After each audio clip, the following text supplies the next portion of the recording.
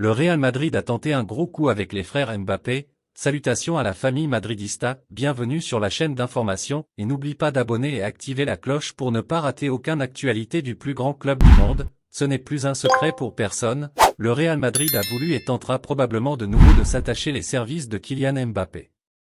Ce dernier n'était pas passé loin de quitter le PSG pour rejoindre la Casablanca en 2022, lorsqu'il était en fin de contrat. À ce moment-là, les Merengues ont même essayé de recruter son frère, Ethan. Alors qu'il fêtait ses 25 ans mercredi dernier, Kylian Mbappé a reçu un beau cadeau.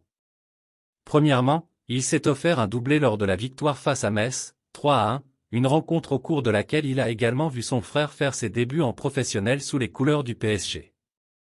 Ethan Mbappé a fait ses débuts avec le PSG, en effet, Ethan Mbappé est entré en jeu en fin de rencontre à la place de Manuel Ugarte. Les deux frères ont donc pu fouler la pelouse du Parc des Princes pendant quelques minutes ensemble. Si cela s'est produit sous les couleurs du PSG, cela aurait pu avoir lieu avec le maillot du Real Madrid. Le Real Madrid voulait aussi Ethan Mbappé. Kylian Mbappé est un rêve de longue date pour la Casablanca, qui avait failli l'attirer libre en 2022, avant qu'il ne prolonge son contrat avec le PSG. Comme indiqué par le journaliste Alfredo Pedula, le Real Madrid voulait dans le même temps s'attacher les services d'Ethan Mbappé. Finalement, les deux frères sont restés à Paris.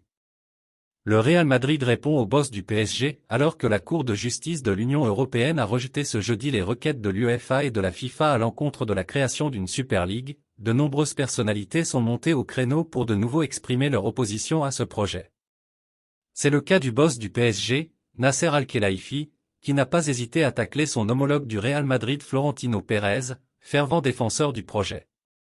En conférence de presse, Carlo Ancelotti a apporté tout son soutien à son président. Annoncé pour la première fois en avril 2021, la création d'une Super League fait débat. Si, dans un premier temps, de nombreux clubs ont apporté leur soutien à ce projet, une grande partie d'entre eux, sous l'impulsion de l'UEFA notamment, ont changé leur fusil d'épaule depuis, sauf le Real Madrid et le FC Barcelone.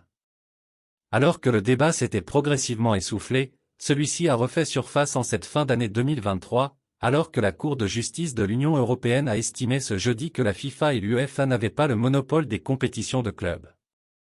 Le PSG envoie une pique au Real Madrid et depuis ce jeudi, de nombreuses personnalités liées au monde du football ont tenu à prendre la parole pour contrecarrer ce projet. À commencer par Nasser Al-Khelaifi, le président du PSG, qui n'a pas manqué de critiquer son homologue du Real Madrid, qui est toujours un fervent défenseur du projet. C'est étrange de parler de la Super League avec les trophées de l'UEFA Champions League derrière soi. Je suis convaincu que cela va être une chose positive pour tout le monde. Après la victoire contre Alaves en Liga jeudi soir, 1-0, Carlo Ancelotti est sorti du silence et a apporté tout son soutien à son président. Je crois que c'est une décision importante pour le football, pour tout le football, pour tous les clubs. Certains n'en sont pas aussi convaincus mais c'est clair qu'il ne peut pas y avoir un monopole à la tête de notre monde.